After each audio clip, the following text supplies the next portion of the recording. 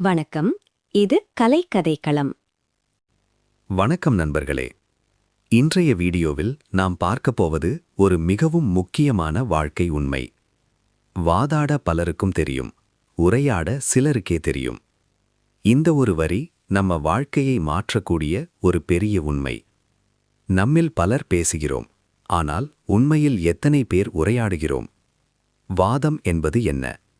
ஒருவரை ஜெயிக்க முயற்சிப்பது, தன் கருத்தை மட்டும் சரி என்று நிரூபிக்க முயற்சிப்பது.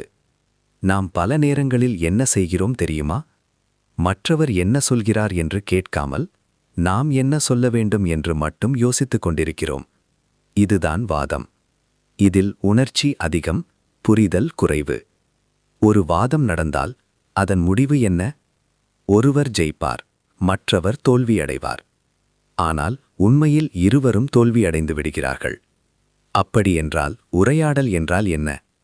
உரையாடல் என்பது ஒருவரை புரிந்து கொள்ள முயற்சிப்பது, மற்றவரின் கருத்தையும் மதிப்பது.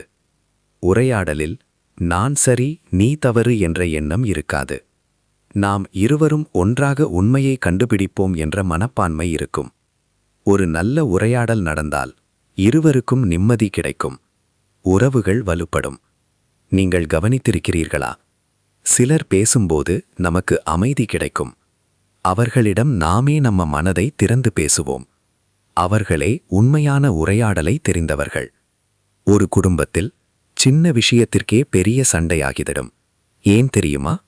அங்கே வாதம் அதிகம், உரையாடல் குறைவு. ஒரு நண்பர் உறவில் கூட சில மிஸ் அண்டர்ஸ்டாண்டிங்ஸ் காரணமாக பிரிவுகள் ஏற்படுகிறது.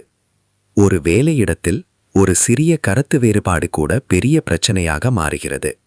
இந்த எல்லாவற்றுக்கும் காரணம் ஒன்றே: நாம் கேட்கவில்லை, நாம் புரிந்து கொள்ள முயற்சிக்கவில்லை.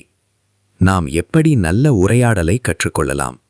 முதலில் கேட்க கற்றுக்கொள்ளுங்கள். பிறகு பதில் சொல்லாமல் புரிந்து கொள்ள முயற்சிக்கவும். கோபத்தில் பேசாதீர்கள். மற்றவரின் உணர்வுகளை மதிக்கவும். ஒரு விஷயத்தை நினைவில் வைத்துக் கொள்ளுங்கள். பேசுவதற்கும் ஒரு கலை இருக்கிறது. அந்த கலைதான் உரையாடல்.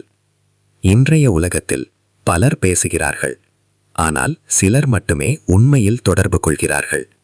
நீங்கள் எந்த வகையை சேர்ந்தவர்? வாதாடுபவரா அல்லது உரையாடுபவரா? இன்று முதல் ஒரு முடிவெடுக்கலாம். நாம் வாதத்தை குறைத்து உரையாடலை அதிகப்படுத்துவோம்.